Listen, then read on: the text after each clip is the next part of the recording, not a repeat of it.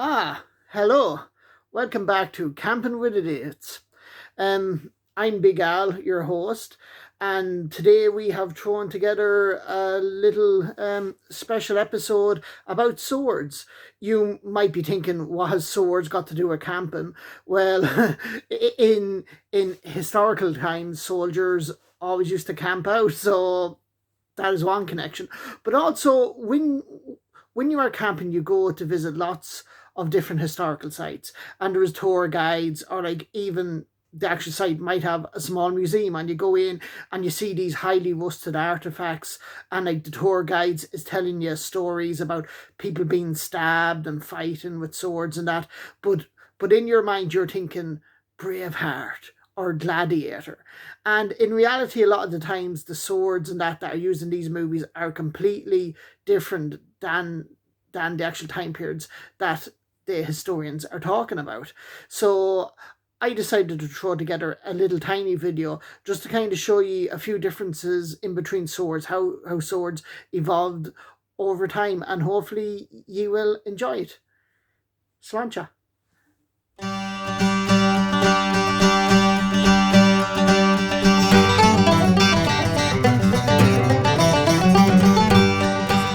I'm obsessed with history and archaeology, and I also like collecting replicas.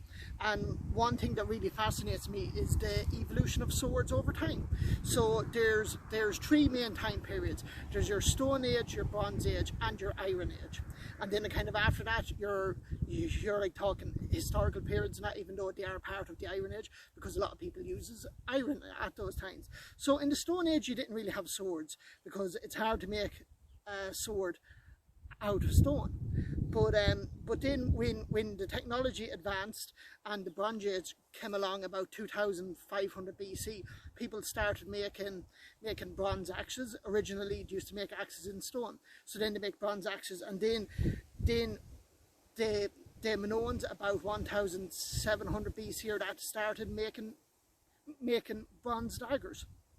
The actual Minoan civilization in there was a Mediterranean were like very advanced, and when they started making daggers, they realized that people wanted to buy them, so they actually started mass producing these bronze daggers, and they sold them all over the Aegean Sea. So then as they started selling daggers, basically the daggers started elongated and getting longer and longer over time until I suppose about say like 4th century BC and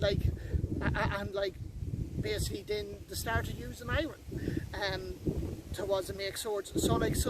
So for what you would think of as a sword, say the sword started about 1600 BC in bronze, and then when bronze supplies that started running out, people started experimenting with bog iron and then actual iron ore, and people managed to make swords out of iron.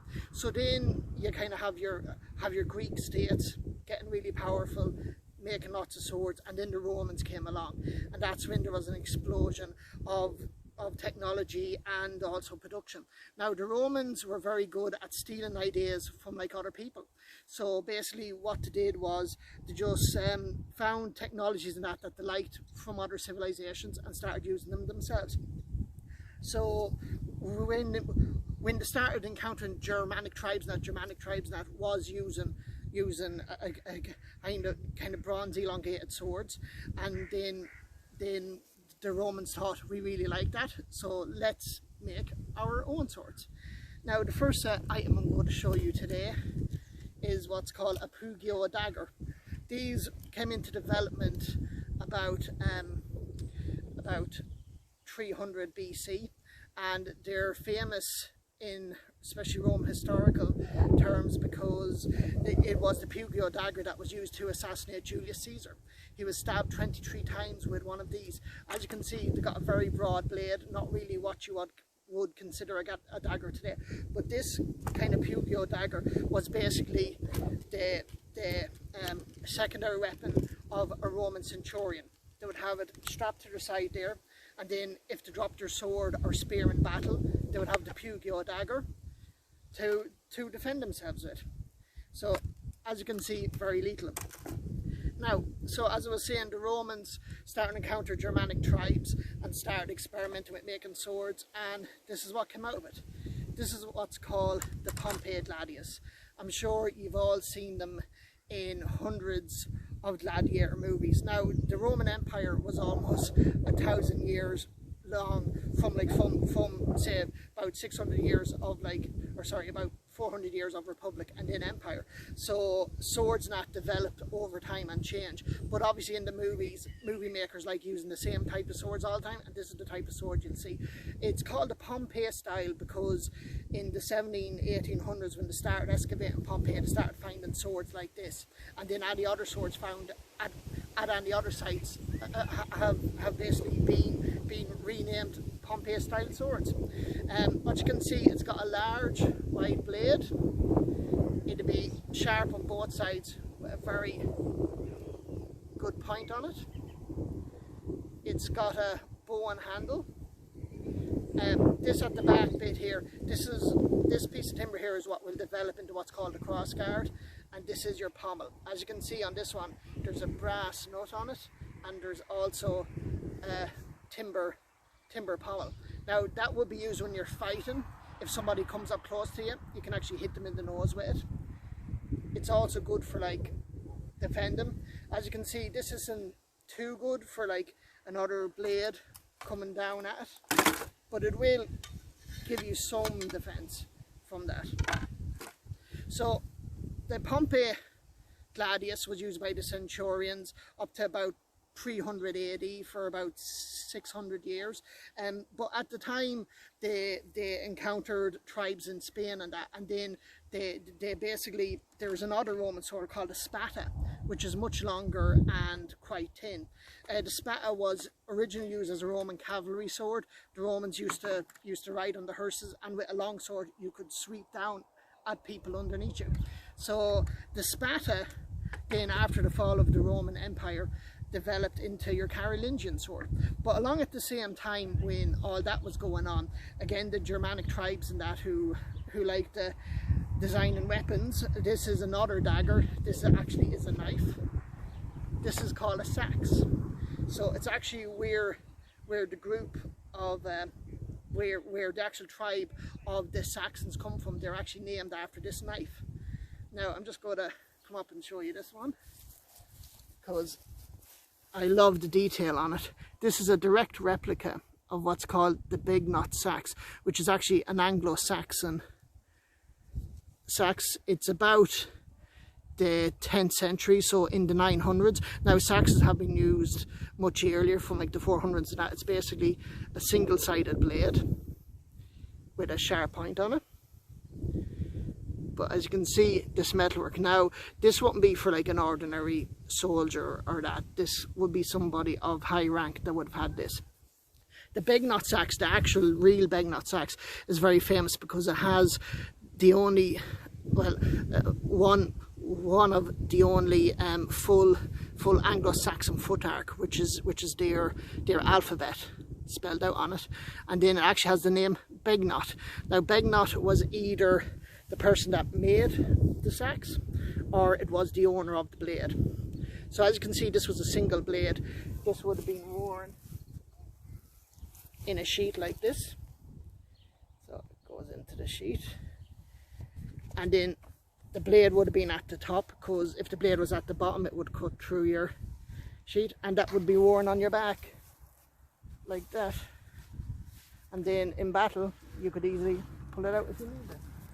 So then, after the Roman Empire collapsed, the Carolingians in France and that kind of took over, expanded quite a bit, started developing swords and that, and then they developed what is actually now called the Viking style sword for most people.